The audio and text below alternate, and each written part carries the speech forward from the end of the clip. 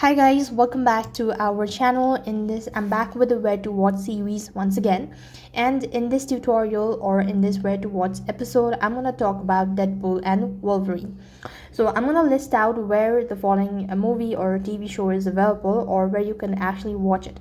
So this video will be helpful so that you do not have to scroll one app to another in order to watch the following TV shows or a movie. Now, Deadpool is one of the year's biggest movie, is now streaming exclusively on Disney Plus. In order to get Disney Plus, you need to get a subscription. So what you can do is to get a subscription, you could open up a browser or install the application itself. And if you're using a browser, you could type in Deadpool Disney Plus, and here you could go ahead and get a subscription of it, and you should be able to watch Deadpool and Wolverine that's streaming on Disney Plus.